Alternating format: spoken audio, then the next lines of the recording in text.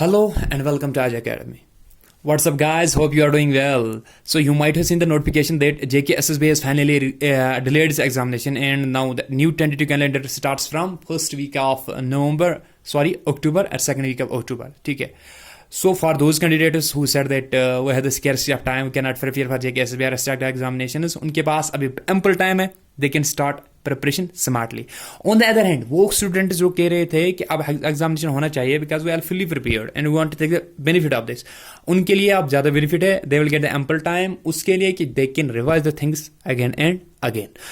उनका upper hand होगा. ठीक है, इसलिए क्या करना है, उनको रिवाइज करनी है चीज़ें, क्योंकि आफ्टर ऑल फाइनली यही मैटर करता है, रिविजन. ठीक है, हम क्या कर रहे थे, हमारी बात है, हम कर रहे थे नेशनल इनकम. लास्ट लेक्चर में मैंने आपको नेशनल इनकम करवाया. ठीक है, नेशनल इनकम में मैंने आपको पहले ही समझाया नेशनल इनकम कौन सी चीज़ होती है, and then I started the national income की हिस्ट्री. उसके बाद मैंने एग्रीगेट्स ऑफ नेशनल इनकम बताया. मैंने कहा कि नेशनल इनकम के 4 एग्रीगेट्स हैं. 1 gross domestic product, 2 net domestic product, 3 gross national product, 4 net national product. हमने उस टाइम इंपॉर्टेंट जो एट्रीब्यूट था, इंपॉर्टेंट जो एग्रीगेट था, वो था जीडीपी, ग्रॉस डोमेस्टिक प्रोडक्ट. वो हमने किया वहां पे. आप वो वाली वीडियो पहले आप देखो, सो दैट आप उसको देखने के बाद यहाँ पे आओ, आपको अच्छे से यहाँ पे समझ आएगी आज हम क्या पढ़ने वाले हैं. ठीक है, उसके बाद मैंने आपको बताया नेट डोमेस्टिक प्रोडक्ट. ठीक है, आज जो हम करने वाले हैं वो है ग्रॉस नेशनल प्रोडक्ट. ये आराम से आप समझना. ठीक है, देखो क्या होता है, मैंने उस टाइम, ये जीडीपी से ही निकलता है, इसलिए आपको पहले जीडीपी समझना होगा. वो अब मैंने उस लेक्चर में आपको समझाया. देखो जीडीपी क्या, मैंने बोला वहां पे, मैंने कहा कि जीडीपी होता है टोटल मॉनेटरी वैल्यू एक कंट्री में जो भी गुड्स बनेंगी इस डोमेस्टिक टेरिटरी के अंदर. ठीक है, जो भी गुड्स बनेंगी, जो भी सर्विसेज बनेंगी. ठीक है, जो भी गुड्स बनेंगी, जो भी सर्विस बनेंगी, उन गुड्स और सर्विस की टोटल मॉनेटरी वैल्यू को ऐड करना है, वो हमारा जीडीपी है. GDP is nothing. Monetary value of all goods and services produced within the domestic territory. इससे बाहर नहीं, domestic territory of a country. ठीक है, in an accounting year. हो गया. इसका मतलब ये भी मैंने कहा कि हमें इससे कुछ लेना देना नहीं है, वो गुड्स और सर्विसेज यहाँ पे कौन बना रहा है. ठीक है, वो इंडियन बना रहा है, कोई फॉरेन कंपनी बना रही है, बस इतने से मतलब है कि वो इंडिया में बन गई. हमारी पॉलिटिकल जो टेरिटरी है, डोमेस्टिक टेरिटरी यहाँ पे बन गई. ठीक है, अब क्वेश्चन भी आ सकता है ना कि फॉरेनर कोई यहाँ पे अर्न करता है कुछ, तो can we compute it in GDP. हाँ, हमारे टेरिटरी में बन गया, कौन बनाना है, कोई मसला नहीं है. अब वही डिफरेंस है उस और ग्रॉस नेशनल प्रोडक्ट में, जीडीपी में और ग्रॉस नेशनल प्रोडक्ट में. देखो क्या डिफरेंस है, समझो. अब मैंने कहा गुड्स एंड सर्विस यहाँ पे बन गई, लेकिन हो सकता है ना इस बाउंड्री के अंदर कोई फॉरेन कंपनी भी थी. ये फॉर एग्जाम्पल फॉरेन कंपनी है, तो उस फॉरेन कंपनी ने यहां पे कोई गुड बनाया, यहां पे कोई सर्विस दी. ठीक है, तो इससे इस फॉरेन कंपनी को क्या आएगी, इनकम. इससे इस फॉरेन कंपनी को जो इंडिया में यहां पर एस्टेब्लिश हुई थी, इंडिया में जिसका स्टेशन था, उस फॉरेन कंपनी ने इनकम जनरेट की. ठीक है, तो क्या वो अपनी इनकम यही पे रखेगी? नो, वो अपनी इनकम वापस अपनी कंट्री में लेके जाएगी. For example you will name it USA, जिसके साथ ट्रेड रिलेशन अच्छे हैं इंडिया के. ठीक है, तो यूएसए, मैं कह रहा हूं कि गुड्स एंड सर्विसेज यहां पे बन गई. ठीक है, लेकिन हो सकता है ना ये गुड्स एंड सर्विस कोई फॉरेन कंपनी यहां पर बना रही है, तो जो इनकम वो जनरेट करेगी इन गुड्स और सर्विसेज से, वो अपनी इनकम यहां से लेके जाएगी अपने होम कंट्री. ठीक है, मतलब income to abroad, income to abroad, India से इनकम टू अब्रॉड, यानी विदेश, बाहर. ठीक है, ये फॉरेनर था ना, इसकी इनकम यहां पे कंप्यूट नहीं होगी. जीडीपी में हम कंप्यूट कर रहे थे, लेकिन अब क्या बात है, इसने अपनी इनकम जो जनरेट की वो अपनी कंट्री में लेके गया. ऐसे भी तो हो सकता है ना कि इंडिया के रेजिडेंट्स, इंडिया के सिटीजन बाहर काम कर रहे हैं उसी कंट्री में या दूसरी कंट्री में. ठीक है, तो वो वहां से ये जनरेट करेंगे ना, इसी तरीके से गुड्स एंड सर्विसेज दे के वहां पे इनकम. ठीक है, दूसरी कंट्री में, तो वो अपनी इनकम को क्या करेंगे, वो अपनी इनकम को वापस लेके आएंगे इंडिया. ठीक है, उनने अपनी इनकम ऐसे वापस लेके आए इंडिया. ठीक है, इसको कहते हैं हम इनकम फ्रॉम अब्रॉड, यानी बाहर से. ठीक है, ये था इनकम जो फॉरेनर यहां पर अर्न कर रहे थे, उनने बाहर लिया अपने होम कंट्री में, उसको हम कहते हैं इनकम टू अब्रॉड, यानी बाहर. इसी तरीके से हमारे रेजिडेंट, इंडिया के रेजिडेंट्स हो सकते हैं ना दूसरे कंट्री में जो वहाँ पे कमा रहे हैं, ठीक है, तो वहाँ से वो इनकम जनरेट करेंगे तो वापस लाएंगे इंडिया में, ठीक है, वहाँ पे नहीं रखेंगे, तो उसको हम कहते हैं इनकम फ्रॉम अब्रॉड, ठीक है। अब क्या करना है, बस यही दो चीजें जीडीपी में एडजस्ट करनी है, आपको ग्रॉस नेशनल प्रोडक्ट आएगा, आपको ग्रॉस नेशनल प्रोडक्ट आएगा। देखो क्या करना है, हमें क्या करना है, मैंने कहा जीडीपी, जीडीपी, ठीक है, जीडीपी का मतलब था जो भी गुड्स एंड सर्विसेज बन रही है हमारी कंट्री में, हमारे पॉलिटिकल फ्रंटियर्स में जो भी गुड्स एंड सर्विसेज बन रही है दैट विल कंट्रीब्यूट जीडीपी। लेकिन इस गुड्स एंड सर्विस जो हमारी कंट्री में बन रहे थे उसमें यह भी हो सकता था कि फॉरेन कंपनी यहां पे बना रही है वो गुड्स, सो वो अपनी इनकम वापस लेके जाएगी अपने होम कंट्री, ठीक है। उस इनकम को क्या करना है, हमें सब्ट्रैक्ट करना है। क्या करना है, सब्ट्रैक्ट करना है, क्योंकि वो अपनी इनकम वापस लेके जा रही है अपनी कंट्री, ठीक है, जीडीपी में से वो सब्ट्रैक्ट करना है। लेकिन हमारे सिटीजन जो है ना वो भी तो बाहर कमा रहे हैं, वो अपनी इनकम लेके आएंगे इंडिया, सो इसको ऐड करना है, इसको ऐड करना है। It means we have to add, क्या करना है, ऐड जो हमारे सिटीजन बाहर कमाने, उसको मैंने क्या कहा, इनकम, इनकम फ्रॉम अब्रॉड, बाहर से जो इनकम आ रही है, plus income from abroad, A B और ए डी, ठीक है, माइनस, माइनस क्या, हमें क्या करना है, income to abroad, income to abroad, ठीक है। अच्छे से समझो, अच्छे से समझो, मैंने ग्रॉस डोमेस्टिक प्रोडक्ट आपको समझाया, ठीक है। अब मैं ग्रॉस नेशनल प्रोडक्ट समझा रहा हूं, ठीक है, ग्रॉस नेशनल प्रोडक्ट समझा रहा हूं। मैंने कहा जीडीपी में एक कंट्री में जो भी गुड्स एंड सर्विस बन गई वो किसने बनाई, हमें कुछ उससे, उसके साथ कुछ लेना देना नहीं है, इंडिया में बन गई तो जीडीपी का हिस्सा है। लेकिन अब उसी जीडीपी में से कुछ इनकम बाहर जा रही है, क्योंकि वो अर्न की थी यहां पे एक फॉरेन कंपनी ने, ठीक है, तो वो इनकम हमें क्या करनी है, सब्ट्रैक्ट करनी है, इनकम टू अब्रॉड। लेकिन ऐसे इसी तरीके से बाहर हमारे सिटीजन है वो इनकम वहां से जनरेट कर रहे हैं तो वो इंडिया लेके आएंगे, उसको ऐड करना है। इनकम फ्रॉम अब्रॉड जो बाहर आ रही है वो जीडीपी में ऐड करनी है, और माइनस करना है इनकम टू अब्रॉड जो यहां से बाहर जा रही है इनकम। बस इसी को हम कहते हैं जीएनपी, ठीक है, ग्रॉस नेशनल प्रोडक्ट, ठीक है, gross national product. Gross national product कुछ नहीं है, कुछ नहीं है, जीडीपी को ऐड करना है वो इनकम जो हमारे लोग बाहर कमा रहे हैं, लेकिन साथ ही उसको सब्ट्रैक्ट करनी है वो इनकम जो फॉरेनर्स यहां से बाहर लेके जाते हैं, ठीक है। बस ये आपका आ गया जीएनपी अच्छे से। अब इनके बदले क्या करते हैं हम जीडीपी प्लस करते हैं इसको income from abroad, income from abroad यानी बाहर से income, minus income to abroad यानी यहां से बाहर इनकम। इनका हम नेट निकालते हैं कि बाहर से कितना पैसा आया और यहां से कितना बाहर गया, उसको हम कहते हैं net factor income, net factor income from abroad, net factor income from abroad, यानी इन दो चीजों को मिला के इनकम यहां से बाहर कितनी गई, इनकम बाहर से यहां कितनी आई, इनकम बाहर से यहां कितनी आई, माइनस इनकम यहां से बाहर कितनी गई, उनके अगर हम टोटल निकालेंगे ना वहां से आता है नेट। क्या आता है, नेट। उसको हम कहते हैं net factor income from abroad. For example यहां से फॉर एग्जांपल 40 लाख बाहर गए, ठीक है, वहां से फॉर एग्जांपल 60 लाख वापस आए, तो इनका हम नेट निकालेंगे ना 60 माइनस 40, 60 माइनस 40 वो कितना आएगा, 20 आएगा नेट। उसको हम कहते हैं net factor income from abroad. यही हमें ऐड करनी है, ठीक है, ये हमें ऐड करनी है। आपको ऑब्जेक्टिव आ सकता है जीडीपी के फॉर्मूला, ठीक है, सॉरी जीडीपी नहीं, जीएनपी की formula, gross national product. Gross national product कुछ नहीं है, ग्रॉस डोमेस्टिक प्रोडक्ट को ऐड करना है net factor income from abroad, यानी वो इनकम जो इंडिया से बाहर जा रही है उसको सब्ट्रैक्ट करना है और वो इनकम जो बाहर से इंडिया आ रही है उसको ऐड करना है, ठीक है। उन दोनों का नेट निकालो, वो होता है net factor income from abroad. अगर आएगा आपको ये ऑब्जेक्टिव आएगा, ये याद रखना, ठीक है। आपको जीडीपी क्लियर हुआ, इसके साथ साथ आज आपको ग्रॉस नेशनल प्रोडक्ट क्लियर हुआ। नेशनल का मतलब होता है ना, नेशनल यहां पे होते हैं नॉर्मल रेजिडेंट्स, नॉर्मल रेजिडेंट्स यानी इंडिया के बाशिंदे, ठीक है, नॉर्मल रेजिडेंट्स, नॉर्मल रेजिडेंट्स यानी इंडिया के लोग इधर जो कमा रहे हैं वो जीडीपी एनडीपी में आता है, सॉरी जीएनपी में आता है, और इंडिया के ही लोग जो बाहर कमाते हैं, ठीक है, इसलिए आता है यहां पर टर्म एक नॉर्मल रेजिडेंट्स।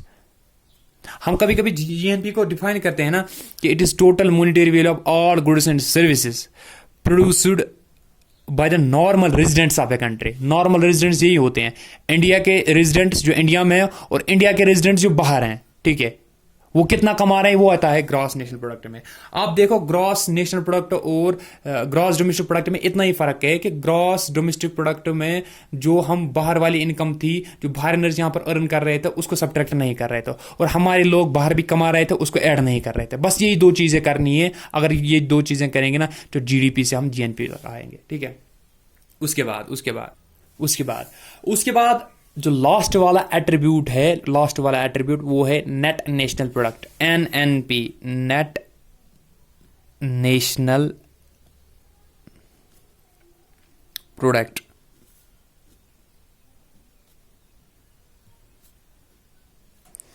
एनएनपी, अगर आपको याद हो मैंने नेट डोमेस्टिक प्रोडक्ट पढ़ाया था, ठीक है। फिर मैंने बोला अगर आपको नेट से ग्रॉस से नेट में जाना हो तो आपको डिप्रिसिएशन माइनस करनी है। अगर हमने ग्रॉस नेशनल प्रोडक्ट पढ़ा, अब हमें नेट नेशनल प्रोडक्ट पढ़ना है, तो इसलिए क्या करना है, हमें डिप्रिसिएशन माइनस करनी है, बाकी कुछ नहीं करना है। हमें क्या करना है, GNP gross national product minus depreciation is equal to net national product.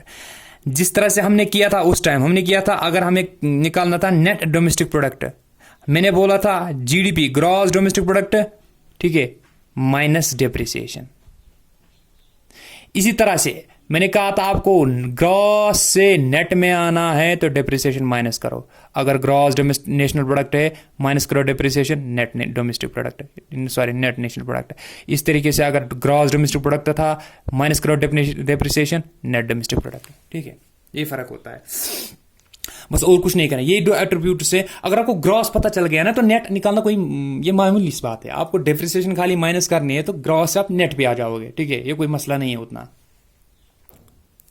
अगर हम जीडीपी और जीएनपी की डेफिनेशन की डिफरेंस पे जाएंगे तो यहां पर डिफरेंस एक ही थी। यहां पे जीडीपी की जगह, जहां पे जीडीपी में था ना कि by the residents of the country, यहां पे normal residents of the country. Normal residents वो लोग जो यहां के हैं और यहां के लोग जो बाहर पे हैं, ठीक है, यानी वो नॉर्मल रेजिडेंट्स होते हैं। इंडिया के बाशिंदे बाहर भी कमा रहे हैं, यहाँ भी कमा रहे हैं, ठीक है, वो होता है नॉर्मल रेजिडेंट्स। आगे मैं आपको बताऊंगा, इसमें बहुत सारे ये आते हैं कैटेगरीज ऑफ नॉर्मल रेजिडेंट्स। अभी वो मैं आपको नहीं बताऊंगा क्योंकि बहुत सारा उसमें आएंगे कैटेगरी, कौन से नॉर्मल रेजिडेंट्स हैं। हमारी एम्बेसीज हैं बाहर, वो है रेजिडेंट्स, या फॉरेन एम्बेसीज यहाँ पे, फॉरेन ऑफिस WHO या और कोई ऑफिस यहाँ पे, क्या वो नॉर्मल रेजिडेंट्स में आते हैं। इस तरह के डोमेस्टिक टेरिटरी में कौन सा आता है वो मैं आपको लास्ट में करवाऊंगा। डोमेस्टिक टेरिटरी में कौन सा आता है, नॉर्मल रेजिडेंट्स में कौन से आते हैं लोग, ठीक है। अगर मैं इसका नटशेल निकालूं, मैं कहूंगा कि अगर आपको जीडीपी पता है, जीडीपी को ऐड करो net factor income from abroad, आपको जीएनपी आएगा, ग्रॉस नेशनल प्रोडक्ट। ये फॉर्मूला याद रखना, ठीक है। इस तरीके से अगर आपको ग्रॉस से पहले भी बताया से नेट में जाना है तो डेप्रिसिएशन माइनस करो, बस ये मैंने आपको बताया, ठीक है। अब जो हम करेंगे वो हम करेंगे कुछ कंसेप्ट्स हैं, जैसे ट्रांसफर पेमेंट्स क्या होते हैं, क्या नेशनल इनकम में आते हैं, वो हम करेंगे, ठीक है। नेशनल इनकम में एक इम्पॉर्टेंट जो एस्पेक्ट है या इम्पॉर्टेंट जो कंसेप्ट है वो ट्रांसफर पेमेंट्स, ठीक है। क्योंकि ट्रांसफर पेमेंट्स ऐसी चीज़ हैं जो नेशनल इनकम में कंप्यूट या नेशनल इनकम में ऐड नहीं होती है, ठीक है। हमें जानना जरूरी है कि ट्रांसफर पेमेंट्स क्या होते हैं, और ये इंपॉर्टेंट क्वेश्चन इन्हीं से पूछा जा सकता है कि ट्रांसफर पेमेंट जो है वो इंक्लूड होते हैं नेशनल इनकम में या नहीं, ठीक है। Which are the following aspects are, which are the following payments are, which are the following income is not computed in national income, उसमें ट्रांसफर पेमेंट आपको आएगा, उसको आपको टिक करना है, ठीक है। देखो ट्रांसफर पेमेंट्स क्या होती हैं, देखो आपको पता है ना हम पेमेंट कब करते हैं, जो हमें कोई गुड देगा हम पेमेंट करते हैं। बुक देगा 400 देते हैं तो पेमेंट करते हैं, मतलब बुक जब बनी तो हमने पेमेंट किया 200, ठीक है। सर्विस किसी ने दे दी, डॉक्टर ने, किसी और ने, मैकेनिक है, हम पेमेंट करते हैं, फॉर एग्जाम्पल 300, ठीक है। तो हम पेमेंट कब करते हैं, हम पेमेंट तब करते हैं जब हमें या गुड मिलेगी या सर्विस मिलेगी, ठीक है। फुजूल में आप किसी को पेमेंट नहीं करोगे ना, क्यों करोगे पेमेंट, मतलब जब हम तभी पेमेंट करते हैं जब हमें गुड्स मिलेंगी, सर्विसेज मिलेंगी, ठीक है, तो होते हैं पेमेंट। इसमें पता चलता है जब हम नॉर्मल पेमेंट करते हैं तो हम गुड्स और सर्विस के लिए कर रहे हैं। इट मीन्स कि एक कंट्री में गुड्स और सर्विस बन रही हैं। जब एक कंट्री में गुड्स और सर्विस बनेगी तभी तो हम पेमेंट करेंगे ना, मतलब जीडीपी बढ़ रहा है, गुड्स और सर्विस बन रही है एक कंट्री में तो हम पेमेंट कर रहे हैं, मतलब हमारी कंट्री में जीडीपी बढ़ रहा है, ठीक है। लेकिन ये ट्रांसफर पेमेंट्स कौन सी चीज होती हैं? ये ऐसी चीज होती हैं जिसमें आप पेमेंट करते हो लेकिन ना गुड मिलता है और ना सर्विस मिलती है। आप एक हिसाब से समझ सकते हो फजूल पेमेंट, ये मतलब फजूल नहीं होता है, बट बाय द वे आपको याद रखना है क्योंकि आपका एग्जामिनेशन में डायरेक्ट फजूल पेमेंट आएगा याद, तो यू विल गेट इट। तो ट्रांसफर पेमेंट ऐसे पेमेंट होते हैं जिनसे ना आपको गुड मिलता है इकोनॉमी में, ठीक है, ना सर्विस मिलती है। यानी इकोनॉमी में ना गुड्स जनरेट होते हैं ना सर्विसेज, ठीक है, लेकिन पेमेंट होती है, ठीक है। तो ये पेमेंट जहां पे ना गुड्स बनेंगे ना सर्विस भी बनेगी, क्या ये पेमेंट कभी नेशनल इनकम में आ सकता है? नहीं आ सकता ना। हमने पहले ही बताया कि नेशनल इनकम वो चीज होती है जहां पर गुड्स एंड सर्विसेज बनेंगी, उनसे इनकम वो होती है नेशनल इनकम। अगर कोई पेमेंट ऐसा है जिससे ना गुड बनती है ना सर्विस, लेकिन ऐसे हम पेमेंट देते हैं, ठीक है, तो नेशनल इनकम में वो कंप्यूट होगा? No, transfer payments are not include in national income. Important, transfer payments national income में नहीं आती है। इसलिए नहीं आती है क्योंकि इनसे ना गुड्स जनरेट होती है ना सर्विस हमें पेमेंट करनी है। एग्जाम्पल्स इंपॉर्टेंट है, कौन कौन सी है देखो, मैं आपको एग्जाम्पल्स दूंगा। एग्जाम्पल्स देखो, स्कॉलरशिप, कितनी स्कॉलरशिप गवर्नमेंट देता है, ठीक है, बच्चों को, स्टूडेंट्स कितनी स्कॉलरशिप लेते हैं? क्या वहां पे कोई गुड देता है वापस? क्या कोई सर्विस देता है? नो। स्कॉलरशिप ये ट्रांसफर पेमेंट्स हैं। इसके साथ दूसरा, फॉर एग्जांपल डोनेशन। कभी कोई कंट्री किसी दूसरी कंट्री को डोनेट करती है या किसी अथॉरिटी को डोनेट करती है for the peace gesture, friendship gesture, whatever, लेकिन वहां से ना उसको कुछ सर्विस मिलती है, ना वहां से इस कंट्री में सर्विस में आती है, ना जनरेट होता है गुड, मतलब फजूल का पेमेंट, वो डोनेशन हो सकता है, ठीक है। इसी तरीके से गिफ्ट्स, हमारी कंट्री किसी दूसरी कंट्री को गिफ्ट देगी, ठीक है, किसी एम्बेसडर को या किसी प्राइम मिनिस्टर को या किसी चीज को, मतलब दूसरी कंट्री के, उसको गिफ्ट्स देंगे। तो क्या गिफ्ट से हमें नेशनल इनकम में इंक्रीज होता है? कुछ नहीं। क्या गुड्स बनती है? नहीं। सर्विस मिलती है? नहीं मिलती है, ठीक है। इसके साथ फॉर एग्जांपल डिसेबिलिटी पेंशन या ओल्ड एज पेंशन, ये मत समझना है बहुत सारे एग्जांपल दे रहा है तो मतलब it is just like boring. ये बोरिंग नहीं है, बिकॉज ऑफ द फैक्ट, क्योंकि यहां पे वो आया which are the following is not include in the transfer payments. Scholarship, donation, gifts, disability pension, ठीक है, ओल्ड एज पेंशन। क्या ओल्ड पर्सन या डिसेबल पर्सन या स्पेशली एबल्ड पर्सन, उनसे हमें कोई सर्विस मिलती है, कोई गुड मिलता है? नहीं मिलता है, लेकिन still we are making the payment, government payment करती है, ठीक है। उसके साथ साथ फॉर एग्जाम्पल अनएम्प्लॉयमेंट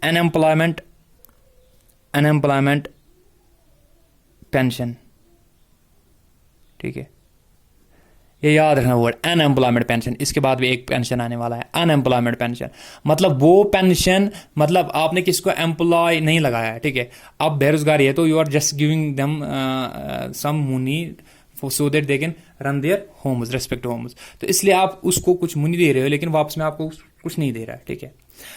इसमें इंपॉर्टेंट चीज नोट करनी है, इंपॉर्टेंट चीज नोट क्या करनी है कि अगर गवर्नमेंट एम्प्लॉय वो रिटायर हो गया,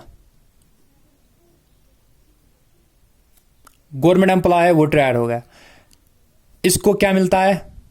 पेंशन मिलता है, ठीक है। क्या ये ट्रांसफर पेमेंट है?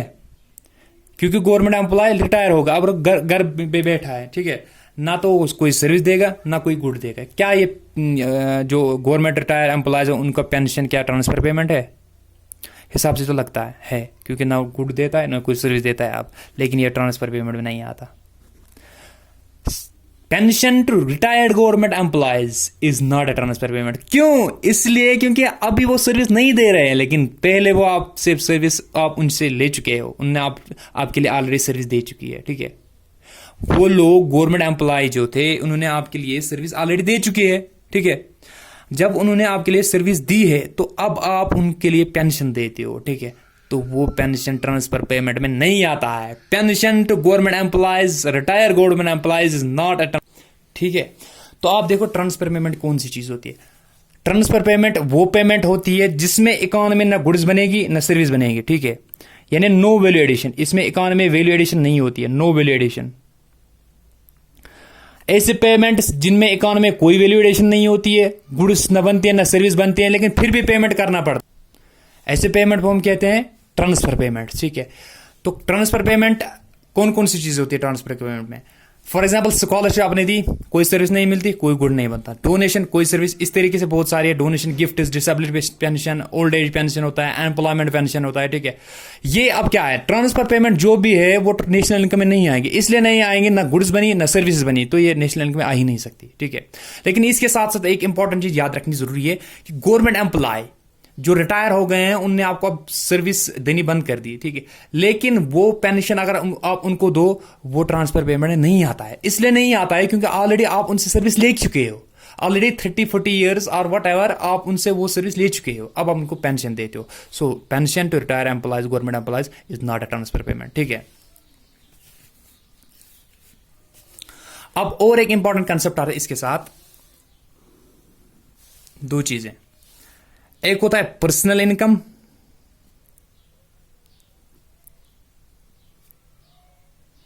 और personal disposable income.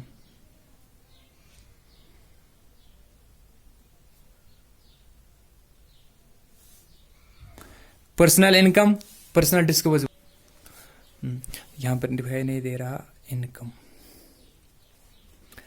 Personal income, personal disposable income. देखो आपको पता है कि जब भी एक फैमिली अर्न करती है तो इनकम आती है डिफरेंट सोर्स से, चाहे एग्रीकल्चर से आएगी, चाहे एम्प्लॉयमेंट से आएगी, किसी बिजनेस से आएगी। तो टोटल इनकम जो जनरेट करता है, सो वो टोटल इनकम जो इसको ऑल सोर्स से आ रही है, total income from all sources, total income जो ऑल सोर्सेस को आएंगी वो होती है पर्सनल इनकम, ठीक है। लेकिन अब क्या है, फॉर एग्जांपल 3 लाख, इसको टोटल इनकम आई हाउस होल्ड में 3 लाख, ठीक है। हाउस होल्ड में टोटल इनकम आई 3 लाख, ये होती है पर्सनल इनकम। यानी जो इनकम इसने अर्न की है वो होती है पर्सनल इनकम, अर्नड इनकम, ठीक है। अब पर्सनल डिस्पोजेबल क्या होता है? लेकिन जो इसको 3 लाख आएगा ना पर्सनल इनकम 3 लाख, इस पे गवर्नमेंट टैक्स लगाती है, ठीक है। चाहे 2.5%, 5% जो टैक्स स्लैब में आगे आपको taxation system India, taxation structure India भी बताऊंगा, तो वहां पे आप समझना कि टैक्स स्लैब वही आपको समझ आएगी कितना टैक्स लगता है, ठीक है। 3 लाख फॉर एग्जाम्पल इसको 2.5% टैक्स देना पड़ा, ठीक है, ओके। फॉर एग्जाम्पल इसको 5,000 टैक्स देना पड़ा, ठीक है। 5,000 इसको टैक्स देना पड़ा। तो आप देखो 3 लाख में से 5 लाख गवर्नमेंट ने वापस ले लिए, ठीक है।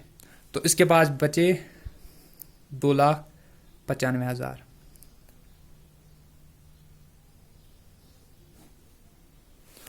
$2,95,000 इसके पास बच गए, ठीक है।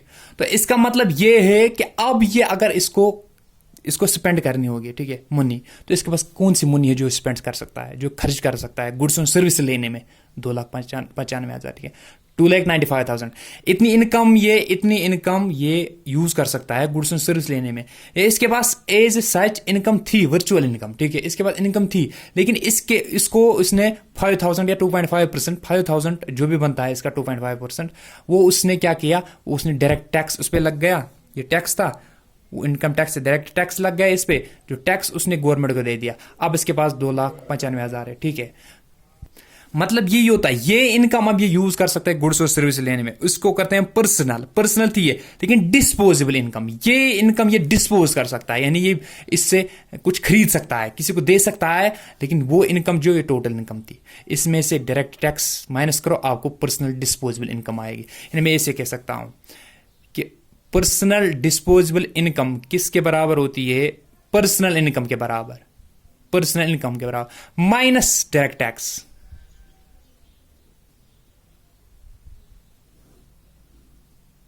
ठीक है, personal disposable income is equal to personal income minus direct tax. Personal disposable income 3 lakh, उसमें से टैक्स माइनस करो, 3 लाख में से टैक्स माइनस करो, 2,95,000, ठीक है, होती है पर्सनल डिस्पोजेबल इनकम। ये फार्मूला भी याद रखना, personal disposable income is equal to personal income minus direct tax, क्योंकि टैक्स वापस ले जाता है गवर्नमेंट अपना पैसा, तो इसके बाद जो पैसा बचता है ना खर्च करने के लिए, वो होता है टैक्स माइनस करके 2,95,000।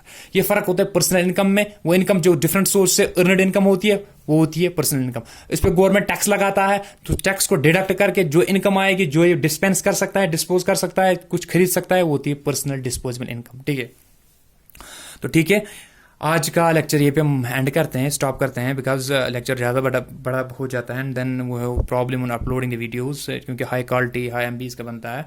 तो इसके साथ साथ मैं आपको एक यहाँ पे एक रिक्वेस्ट करता हूँ कि whenever you watch our videos, try to watch in high quality और हाई रेजोल्यूशन। ठीक है, हाई रेजोल्यूशन से क्या होता है कि आपको चीज़ें अच्छे से दिखेंगी, क्योंकि हमारे पास पहले भी मैं बता चुका हूँ, do not have equipments with which you can take high quality videos. So अभी आप adjust करो, later with the advancement of the channel we will introduce some of the new things, but for time being आप adjust करो, high resolution में इसको देखो। ठीक है, कल हम और कुछ पढ़ेंगे, जैसे कि आप जीडीपी डिफलेक्टर है, जीडीपी के साथ साथ हम नेशनल इनकम निकालने के तरीके पढ़ेंगे, कैसे निकालते हैं national income, methods of computing national income. So see you tomorrow, till then good bye.